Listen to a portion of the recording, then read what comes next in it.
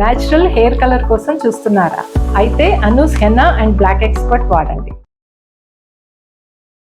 నమస్తే రమగారు. నమస్తే జయ. రమగారు, మనము సుప్రసిద్ధ వైష్ణవ క్షేత్రాల గురించి కొన్నిటి గురించి చెప్పుకున్నాం. అందులో భాగంగా ఏదైనా ఒక క్షేత్రం గురించి చెప్పండి. అయితే రంగనాథ స్వామి దేవస్థానం గురించి చెప్పుకుందాం జయ. ఎక్కడండి ఇది? ఎక్కడంటే నెల్లూరు సింహపురి అని చెప్తారు. వీర విక్రమ సింహపురి అని చెప్పబడేటువంటి నెల్లూరులోనే స్వామివారు వెలిసి ఉన్న ప్రాంతాన్ని రంగనాయకులపేట అంటారు. అయితే ఈ దేవస్థానం నిలిచి ఉన్న ప్రదేశాన్ని తల్పగిరి అంటారు. ఆ ఊరికే పేరు వచ్చేసింది. ఆ ఊరికే పేరు, ఆ ప్రాంతానికి ఆ పేరు వచ్చింది రంగనాయకులపేట. ఒక కాలనీ లాగా అనమాట. అది ఎట్లా అంటే ఇప్పుడు మనకి ఇక్కడ అమీర్పేట లాగా ఆ ప్రాంతం అంతా రంగనాయకులపేట. చాలా పురాతనమైన దేవాలయం. భగవంతుడు స్వయంగా వెలిశాడు ఇక్కడ రంగనాథ స్వామి స్వరూపంలో. రంగనాథుడు అనగానే శయనించిన మూర్తి మనకు వెంటనే ఊహొచ్చేస్తుంది. శయనమూర్తిగానే రంగనాథ స్వామి ఇక్కడ వెలిసి ఉన్నారు. ఇది కశ్యపుడు అనే ఒక మహాముని తపస్సు చేశారు. తపస్సు చేసి తీర్థయాత్రలు చేస్తూ అనేక పుణ్యక్షేత్రాలు దర్శిస్తూ ఇక్కడ పౌండరీక యాగం అని ఒక యజ్ఞం చేశారట.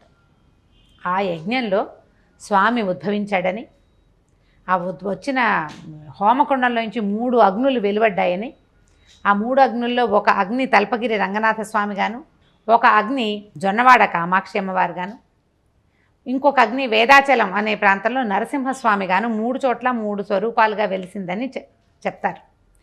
పుకిటి పురాణమో నిజమో ఆ ప్రాంతవాసులు చెప్పే కథ అన్నమాట ఇది. అయితే కశ్యప మహర్షికి స్వామివారు దర్శనమిస్తే ఆయన ఏం అడిగారంటే, ఈ ప్రాంతంలో ఈ రంగనాథ స్వామి స్వరూపంలో వెలిసి ఉండమని తన కోరిక ప్రకారం. ఎట్లాగైతే భూలోక వైకుంఠంగా ప్రసిద్ధి పొందిందో శ్రీరంగంలో ఎట్లా నువ్వు నీ సన్నివేశం అంటే దగ్గరగానే నీ భగవంతుని యొక్క సన్నిధానం లభిస్తుందో, అదే ప్రీతి అదే సన్నిధానం ఈ ప్రాంతంలో కూడా భక్తులకి లభించాలని ఆయన అడిగితే ఆయన తప్పక ఇక్కడ వెలుస్తానని చెప్పారట. చెప్పిన కాలంలోనో అనంతర కాలంలోనో ఇక్కడ ఏమైంది, మన విష్ణుమూర్తి లక్ష్మీదేవి ఇద్దరు భూలోకానికి విహారార్థం వెళ్ళాలనుకున్నారు. ఆ విహారార్థం వెళ్ళటం కోసం ఒక క్రీడాశైలంగా ఉండమని చెప్పారట ఆదిశేషుడికి.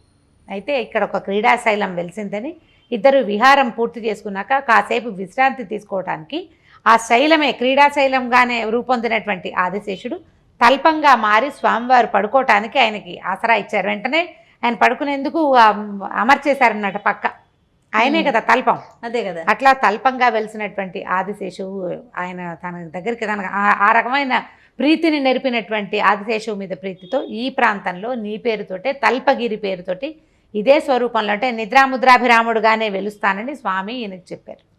కశ్యప మహర్షి కోరిక తీర్చారు. అట్లాగే ఈ తనకు సేవించినటువంటి తనని నిత్య సేవకుడుగా ఉన్నటువంటి అనంతుడికి కూడా ఆయన యొక్క భక్తికి మెచ్చి ఈ ప్రాంతంలో ఆయన పేరు మీదే తల్పగిరి రంగనాథ స్వామిగా ఇక్కడ వెలిశారు స్వామి అని చెప్తారు. చాలా చక్కటి స్వరూపం. ఆ శేషశాపాన్ప మీద శయనించినటువంటి రంగనాథ స్వామి. ఈయనేంటంటే దక్షిణం వైపు తలపెట్టుకుని పశ్చిమాభిముఖంగా మనకు దర్శనమిస్తారు. ఉత్తర దక్షిణాలుగా పడుకున్నారు అనుకో, పక్కకి తిరిగి ఉంటాడు కదా, మనకి పశ్చిమ ముఖాభిముఖంగా కనిపిస్తాడనమాట. చక్కగా కనిపిస్తారు. ప్రశాంతమైన స్వరూపంతో పాదాల చెంత అమ్మవార్లతోటి విశేషమైన దర్శనం. అయితే ఇప్పుడు మనం చూస్తున్నటువంటి స్వరూపం అది అసలు శిల కాదని అప్పుడు ఆ కాలంలో జరిగినటువంటి రకరకాల ముష్కరుల దాడితోటి మన్ను పూసేశారట. సుధామూర్తి అంటారు.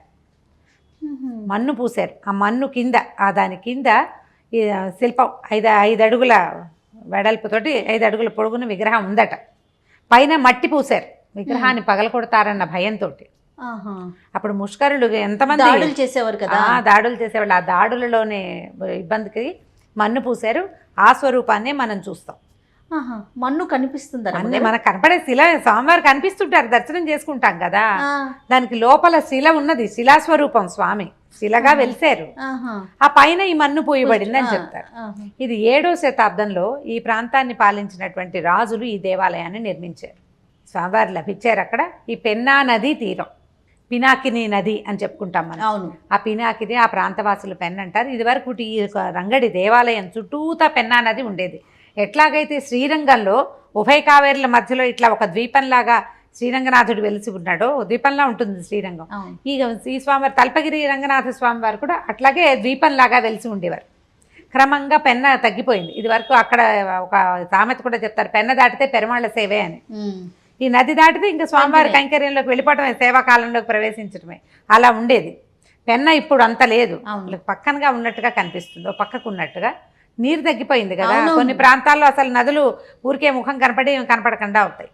అయితే ఇక్కడే ఈ పెన్నా నదీ తీరంలోని మన తిక్కన సోమయాజి తిక్కన గారు భారతాన్ని పూర్తి చేశారని చెప్తారు. ఆయన విరాట పర్వం దాకా నుంచి మొదలుపెట్టి రాశారు కదా. నన్నయ్య గారు గోదావరి తీరంలో మొదలు పెడితే ఈయన పెన్నా తీరంలో, ఈ పినాకిని తీరంలో ఇది పూర్తి చేశారని చెప్తారు.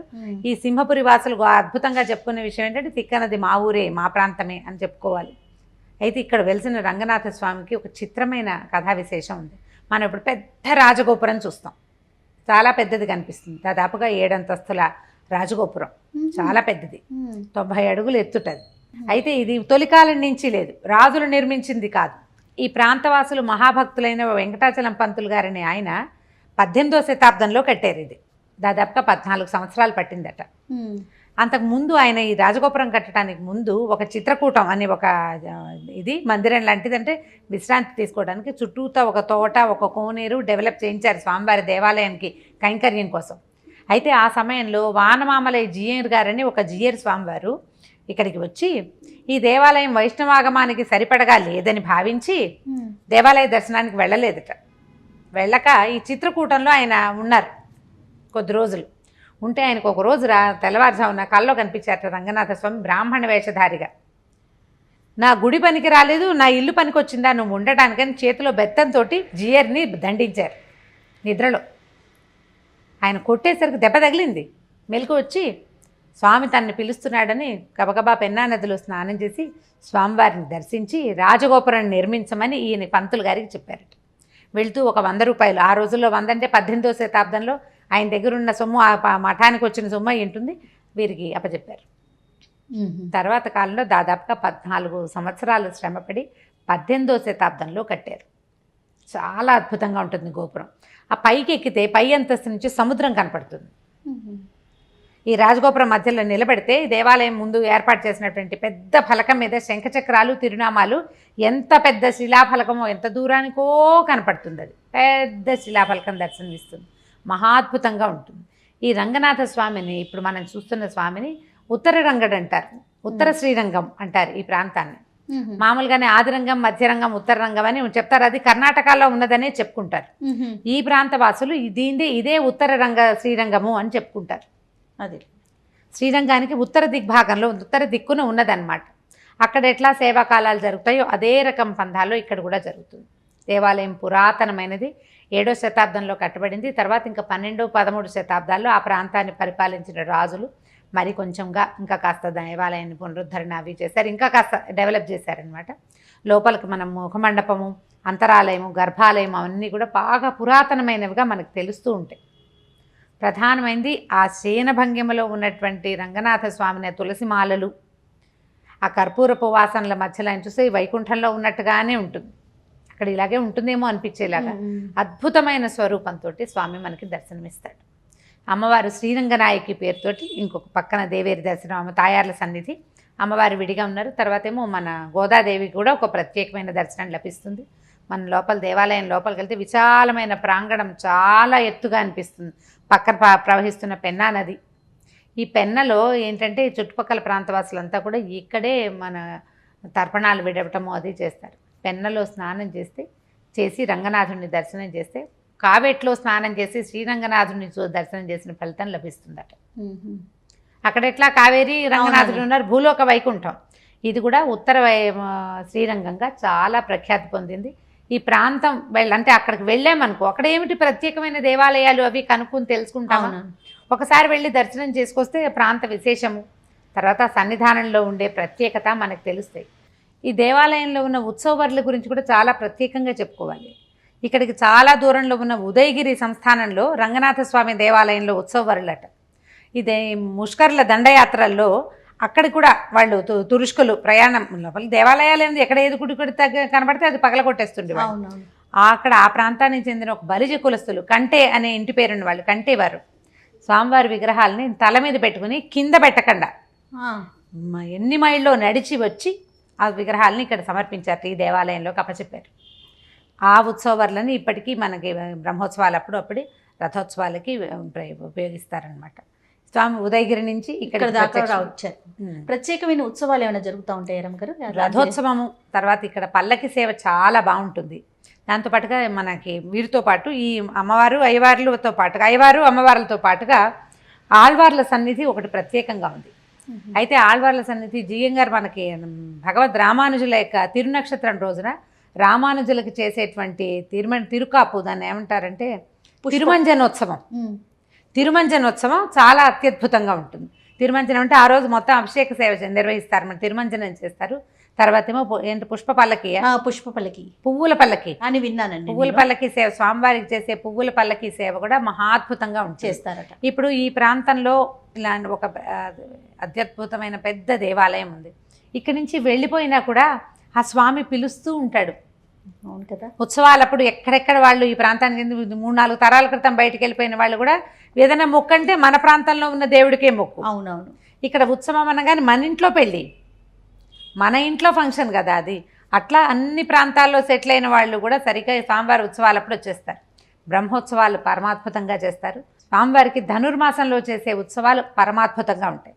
దేవాలయంలో ఉత్తర ద్వారం ఉన్నది. ఉత్తర ద్వారం ఈ మన ముక్కోటి ఏకాదశి నాడు ఉత్తర ద్వారం వైపు స్వామిని వేంచేపు చేయిస్తారు. ఆ పక్క నుంచే మనం స్వామివారిని దర్శనం చేసుకోవచ్చు. సో చూడదగ్గ క్షేత్రాల్లో ఈ సింహగిరి అని చెప్పబడేటువంటి క్షేత్రం నెల్లూరు తల్పగిరి రంగనాథ స్వామి దేవాలయం రంగనాయకులపేట అనే ప్రాంతంలో ఉంది. స్వామి పడుకుని ఉన్నటువంటి స్వామి యొక్క అంటే పురాతనమైన దేవాలయాలు మనం కొంచెం తక్కువే చూస్తాం. అవును. శ్రీరంగం దాకా వెళ్ళలేకపోతే మనం అటువైపు వెళ్ళినప్పుడు నెల్లూరులో ఉన్న రంగనాథ స్వామినైనా దర్శనం చేసుకుని రావచ్చు.